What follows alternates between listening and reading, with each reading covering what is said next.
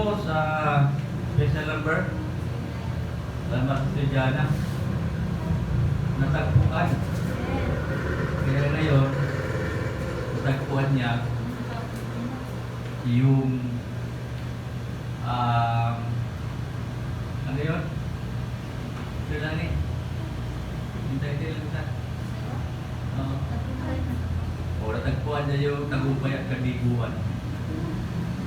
Kaya bago po ako magbahagi ng salita ng Panginoon ay subukan ko umawit sa Panginoon. Ayaw niya. Ang title po nito is Tagumpay Man o Kabiguan. Maraming narinig na po ito sa mga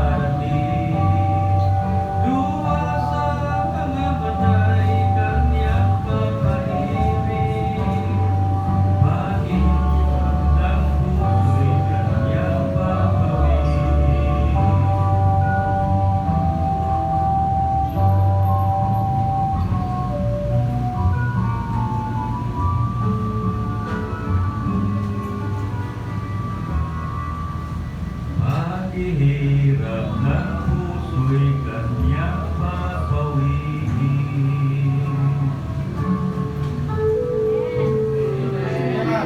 Pagiging po ang Panginoon.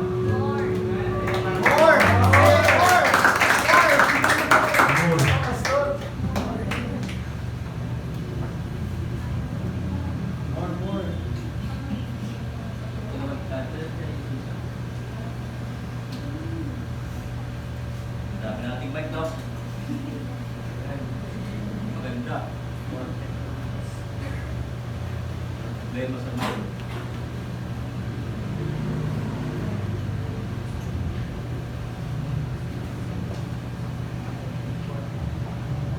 Hello, yun. Salamat po. Ngayon po, inanap po tayo sa ating pong salamat po sa atin. Sa ating pag-aaral ng salita ng Diyos. Dito po yung pinakamahalaga sa pagsamba. Ang lahat po ng mga nagawa natin kanina ay bahagi lamang po ng ating worship service. Dito po tayo sa verse 40 ng chapter 25.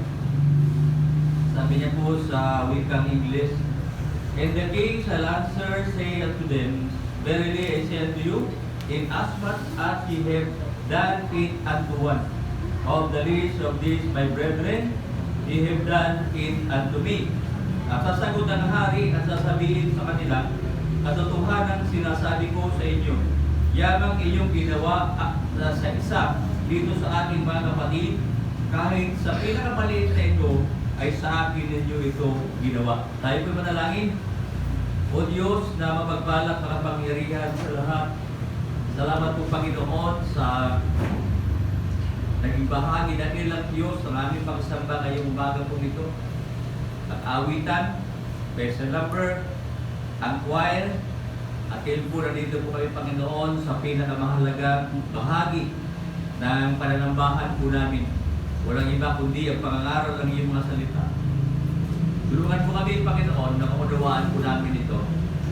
At hindi lamang maunawaan, kundi marapat lang na may sa buhay namin kung ano po ang aming natutunan. Panginoon, magiging walang kabuluhan ng lahat. Sa bagay ito, dakilang Diyos, ay wala po kaming napulot na aral, dakilang Diyos. Sapagkat, nandito lang kami, at wala po kaming natutunan, Panginoon. Sayang lang, yung mga oras namin, Panginoon, ay ginugol namin sa aming pananambahan. Kaya naman, Panginoon, ang hangad namin ay turuan po kami ng mga katotohanan galing sa iyong mga salita. So, ito po ang panalangin po namin. Kaya ito po ang andalangin sa pangalan ni Jesus. Amen.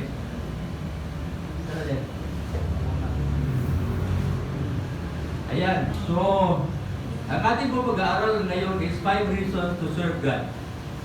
5 dahilan para maglingkod tayo sa Panginoon. Sa ating talatang nabasa, malinaw po sinasabi ng Diyos na kung tayo po ay nakagawa ng mga bagay na mabuti sa mga kapatid natin, ito po ay ginawa natin para sa Kanya. Kaya ano sa mga previous verses na binasa natin kanina, sabi nila, Panginoon, sabi ng Panginoon, ako ay nawalan ng tirahan, pinatuloy ninyo ako. At ako'y nagutom at pinakain ninyo ako. At ako ay nauhaw, pinainom ninyo ako. Sabi ng mga kausap niya, sabi niya, wala po kaming maalala, Panginoon, na pinainom ka namin, na pinakain ka namin, na pinatuloy ka namin. Sabi ng Panginoon, yung mga ginawa ninyo sa mga kapatid ninyo, na pinainom nyo, pinakain nyo, ay ginawa ninyo iyon para sa akin. Ganun po ang paglilingkod, mga kapatid. Tandaan po natin, kaya ang paglilingkod ay hindi lamang sa Panginoon, kundi sa kapwa din po natin. Yan po ang sinasabi at tinuturo sa atin ng Diyos. Kaya ngayong umaga, gusto kong talakayin po ito, sapagkat may tanong po dito, how do you serve God? Okay? Paano tayo naglilingkod sa Panginoon? By serving others in the parable of the sheep and the goat. And the king shall answer and say unto them, Verily, verily I say unto you, inasmuch as ye have done unto one of the least, this my brethren, ye have done it unto me. Diba? Naalala natin yung binasa natin kanina, kasi nagkataon po dito na ang Panginoon ay meron po siyang mga inihiwalay. Yung tupa sa kanyang kanan at yung mga kambing ay dinupo sa kaliwa. Na ibig sabihin, yung mga kambing ay hindi po ito ligtas. Hindi po ito tumutukoy sa literal na kambing. Ito po yung mga tao na hindi po ligtas. Sila po ay mga hindi ko binala sa Panginoon bilang Panginoon at sarili nilang pagligtas. Yung nasa kanan, yung mga tupa, ito po yung mga taong ligtas. No? Yun po ang ibig sabihin ng parable na ito. Ayan, mahirap pala pag hindi notebook. Ano? Okay, sige po. Alright. Ngayon po, pag-usapan po natin yung 5 bagay na dahilan kung paano po tayo maglilingkod sa Diyos. Sabi po dito, some people serve out of guilt. Yung mga tao naglilingkod pero masama ang loob. Ito po ay sinasabi nila duty or pressure. But God wants us to serve out of gratitude for what He's done for you. He made you, He saved you, and He's taking you to heaven. And gratitude is the best motivator to serve. Opo, naintindihan niyo po? Yun pong pagpapasalamat, ito po ay napaka-mahalagang motivator ng ating paglilingkod sa Diyos. Dahil, bakit? Bakit tayo magpapasalamat sa Panginoon? Dahil tayo malakas, ba? Lalo kayong mga young people, wala pa kayong makaramdaman. Dapat lamang natin magpasalamat sa Diyos yan na tayo naglilingkod sa Panginoon na walang karamdaman. Pero kahit may karamdaman, naglilingkod pa din. Hindi ba? Pero lahat yan ay nagpapasalamat tayo sa Panginoon. Dahil yung kabutihan niya, yung biyaya niya, yung pag-ibig niya, yung pag-iingat niya, ay nandiyan lahat, available para sa lahat ng mga anak ng Diyos. Na hindi man lang ibinibigay ng Panginoon sa hindi niya naman mga anak. Bakit? Kasi yung mga anak niya lang, yung kanyang iniingatan, pinagpapala, tinuturuan, binibigyan ng wisdom, itinuturo kung ano yung kanyang lalakaran. Yan po ang natin na kinakailangan ipagpasalamat natin sa Panginoon. Dahil talagang napaka-spoiled natin sa Diyos. Kaya, hindi nyo ba alam yun? Spoiled tayo sa Panginoon. Hindi ba? Kasi, isipin nyo lang ang mga anak ng Diyos, privilege tayo na pagpalain. Yung blessing, mga kapatid, meron siyang general blessing. Pag sinabing general blessing, lahat ng tao, meron yan. Pero meron tinatawag na specific blessing. Na yun lamang ay sa mga mananampalataya. Sa atin lang binibigay ng Panginoon. Di ba? So naisip natin, pagka ganon, dapat natin pasalamatan ng Diyos. Paano ba maglilingkod tayo sa Panginoon? Ito yung 5 bagay na matututunan natin kung paano tayo maglilingkod sa Panginoon. Number 1, serving is one of your life purposes. Amen. Ang paglilingkod daw sa Diyos ay ito po ang pinaka yung sa buhay natin, ito yung pinaka dahilan o layunin kung bakit tayo iniligtas ng Panginoon. Sabi dito sa Mark chapter 8 verse 35. Pakilagay mo ito yung Tagalog. Basahin mo sa English dito, basahin natin sa Tagalog dyan. Sabi dito sa Mark chapter 8:35, for whosoever will save his life shall lose it. But whosoever shall lose his life for my sake and the gospel, the same shall save it. Naintindihan niyo po? Tagalogin natin. Sapagkat ang sino bang mag-ibig iligtas ang kanyang buhay ay mawawala nito. At ang sino bang mawala ng kanyang buhay dahil sa akin, sa Ebanghelyo ay maliligtas yaon. Oh, hindi ba? Ibig sabihin, pagka ang buhay mo pala ay wala sa Panginoon, ito ay walang kabuluhan. Ganun lang kasimple yan, mga kapatid. Ngayon, kapag ka ang buhay mo in-spend mo sa Panginoon, kahit mawala yan, ibig sabihin, makiklaim mo pa rin yan dahil ang Panginoon nagbibigay ng buhay sa atin. Kaya tinuturo sa atin ng Panginoon na tayo ay maglilingkod sa Diyos habang tayo may buhay, sapagkat ito yung kapakipakinabang. Kahit ang tao milyonaryo, mga kapatid, bilyonaryo yan. Kung hindi naman siya naglilingkod sa Panginoon, wala rin kwenta. Mawawala lang yan lahat. Kahit buhay niya, mawawala rin. Hindi niya madadala yung kayamanan niya. Yun po ang ibig sabihin ng Panginoon dito sa ating binasa. Kaya nga paglilingkod is one of your life purposes. Yun ang dahilan kung bakit ang lahat ng mga mananampalataya ay niligtas ng Panginoon dahil merong dahilan na walang iba kundi maglingkod sa Diyos at sa kapwa natin. Yun po ang una. Until you learn how to serve, you are not really living. Hanggat hindi mo natutunan maglingkod, hindi ka talaga totoong nabubuhay. You're just existing. Di ba? Totoo naman eh. Kung hindi mo matutunan maglingkod sa Panginoon, nag-exist ka lang sa mundo. Ginagawa mo lahat ng gusto mo sa buhay mo. Pero nag-exist ka lang. Wala namang saysay yung buhay mo talaga. Kasi para ka lang para ka lang halaman. Di ba? Nag-exist lang siya. Pero napapakinabangan naman kaya lang, ganun lang siya. Pagkatapos sa putulin, wala na.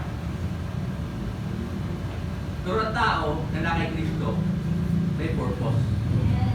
May dahilan. Ang dahilan ay maglingkod sa Diyos. Diba? And sabi po dito, you make a living by what you get. But you make a life by what you give away. Oh. Di ba? Importante mga kapatid na maintindihan natin na ang buhay ng Kristiyano ay napakahalaga sa Diyos. Alright? Dalawa, serving makes you more like Jesus. Oh. Alright? Matthew 20:28. Okay, mo din niya Tagalog. Sabi dito, even as the Son of Man came not to be ministered unto, but to minister and to give His life a ransom for many. Tagalog. Yan. Matthew 20:28. Gayon din naman, ang anak ng tao hindi na parito upang, ano sabi niya? Maglingkuran, kundi upang maglingkod at ibigay ang kanyang buhay na pantubos sa marami. Oh. Isipin mo yan, ang Panginoong Jesucristo, binigay niya yung kanyang buhay para sa atin, para tubusin tayo sa ating mga kasalanan. Kasi nga, sabi ko nga, nakasanla tayo sa sanlaan ni Satanas na wala nang pwedeng kumuha na sino mang tao. Kahit ibigay natin yung buhay natin pare-pareho, hindi mo sasapat para mailigtas ang tao. Kundi ang isang Diyos na nagkatawang tao lamang ang pupwede na tumubos sa atin dahil wala siyang kasalanan.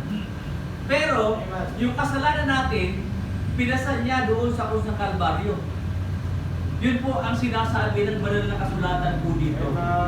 Na kaya maintindihan natin na ang paglilingkod natin ay nagiging kagaya natin si Kristo. Kaya nga paglilingkod sa Diyos hindi madali, di ba?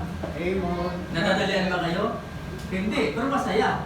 Yes. Yun ang maganda ron. Hindi madali, mahirap, pero masaya. Bakit na-enjoy natin eh? Una, yung presensya ng Panginoon. Yung ginagawa natin, dahil alam natin na hindi naman nagkakaroon ng tinatawag yun na walang kabuluhan. Lahat ng kabuluhan na ginagawa natin sa Panginoon, basta nandaanin nyo, tama yung puso natin. Hindi tayo nag-serve out of guilt, hindi yun dapat. Kasi kung nag-serve ka out of guilt, huwag ka na mag-serve. Sayang lang. Hindi na makakapuran ng Diyos yun eh. Hindi ba? Hindi matutuwa ang Panginoon. Masama ang loob mo, maglilingkod ka, huwag ka na lang maglingkod. Huwag na. Para sa giving. Di ba? Ganun lang yan. Magbibigay ka, masama ang loob, huwag ka nang magbigay, hindi ka i-bless ng Panginoon. Kaya nga, sabi ng Bible, serve the Lord with gladness. God loveth a cheerful giver. O hindi ba? Lahat masaya eh. O sa madaling sabi, maglilingkod masaya.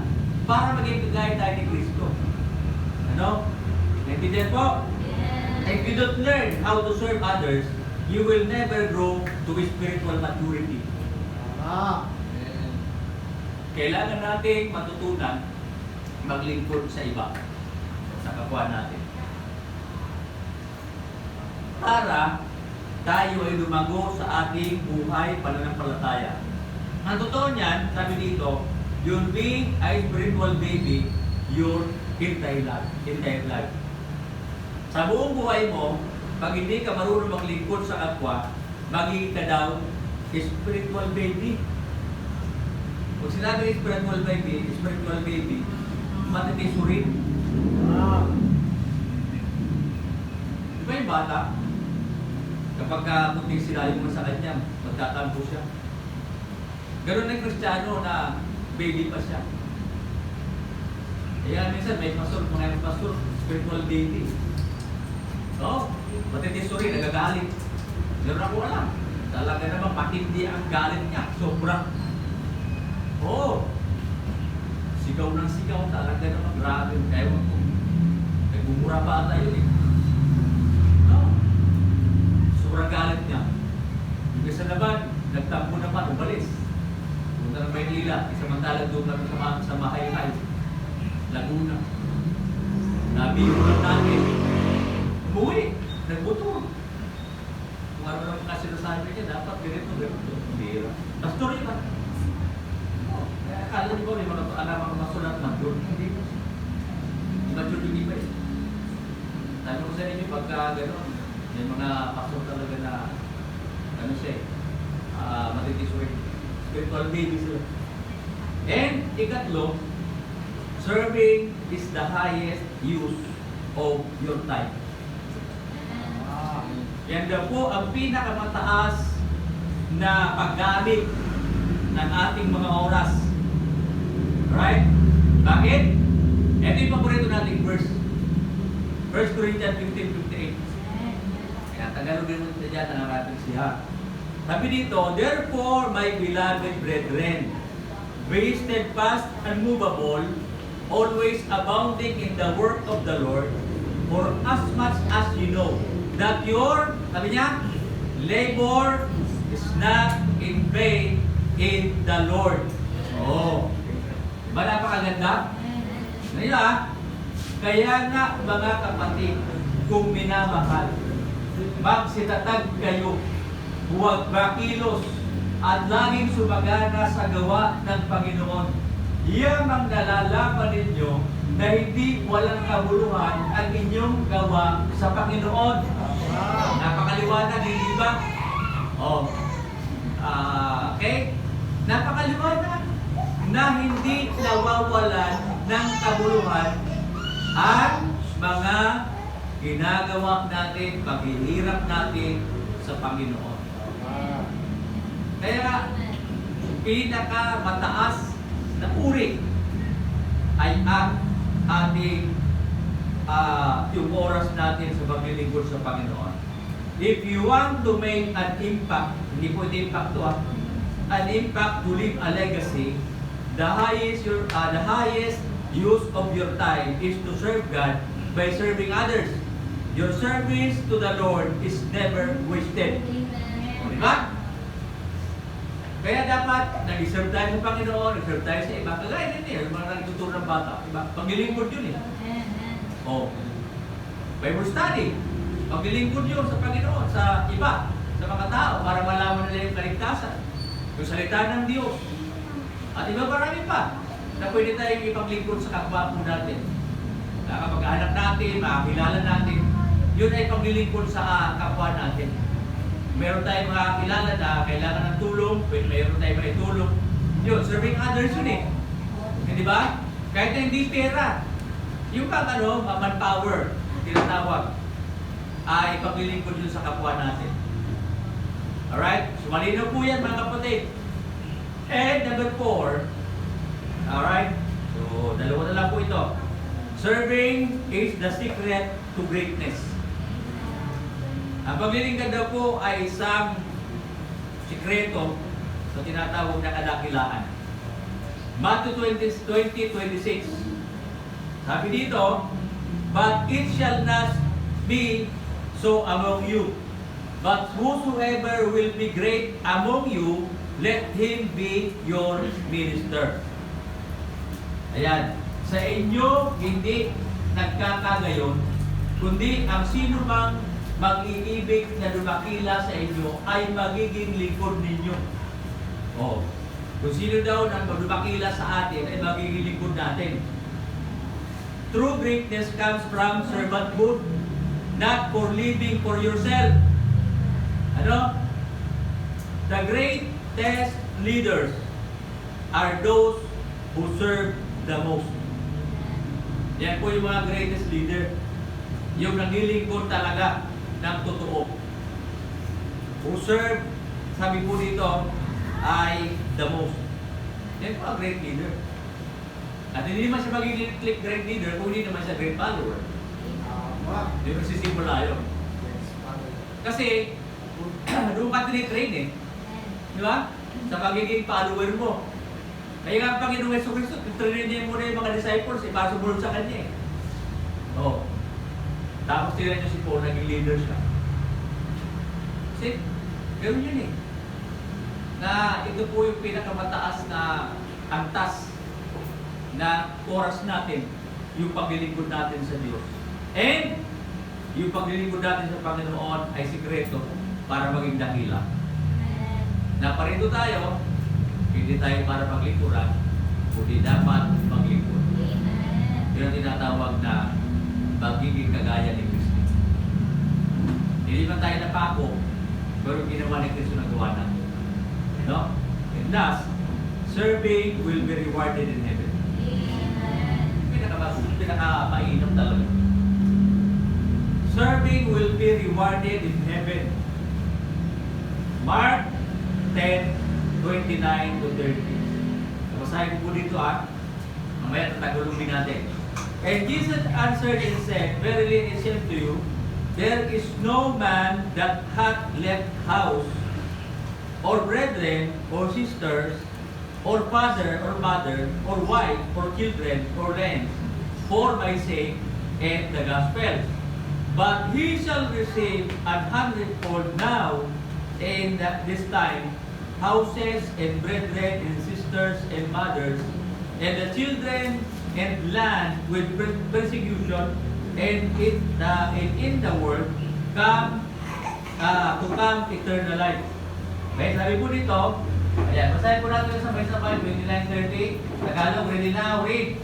Sinabi ni Jesus, katotohanan ang sinasabi ko sa inyo, walang tao nag-iwan ng bahay, kapatid na lalaki, o kapatid na babae, ina, ama, o mga anak, o mga lupa, dahil sa akin, dahil sa Ebanghelyo. Verse 30, na hindi siya natanggap ng tig-100, gayon din sa panahon ito, na mga bahay at mga kapatid na lalaki, at mga kapatid na babae, at ang mga ina, at mga anak, at mga lupa, kalakit ng pag-uusig, at sa libutang darating ay walang hanggang buhay. Alright. So dito, sabi diyan, ultimately, your real boss is Jesus. And He will reward you one day for everything you've done for Him. That guarantee. How passionate are you about serving God? Both your enthusiasm or a boost. God wants you to think differently about serving. Sabi dito, not slothful in business, fervent in spirit, serving the Lord.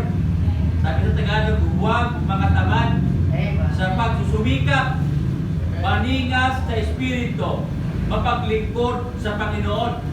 Romans 12:11. Sapagkat mga kapatid, mga minamahal, napakasarap ang maglingkod sa Diyos.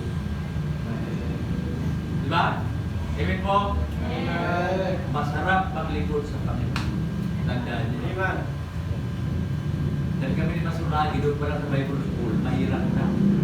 Ano sa inyo? Dahil, kung hindi kami dararas ng hirap doon, kung ano sabi ni Israel, hindi kami mag-survive. Diyan na, nasa niyo. Di ba? Kaya paglilingkod mga kapatid, tandaan ninyo. Mahirap pero very rewarding. Yan ang pinaka-importante. Na pagdating ng araw, sa langit, reward tayo ng Panginoon. Serving will be rewarded in heaven. Serving is the one of your life purposes. Serving makes you more like Jesus. Serving is the highest use of time. And serving will be rewarded in heaven. And I hope, and I pray, kahit pa paano meron tayong natutunan, meron kayo na pulot na aral, sapagkat ito po ang sinasabi ng banal na kasulatan sa atin habang tayo naglilingkod sa Panginoon. Tayo po ay tumayo at manalangin po tayo. dakilang Diyos naming Panginoon. Salamat po muli sa inyo po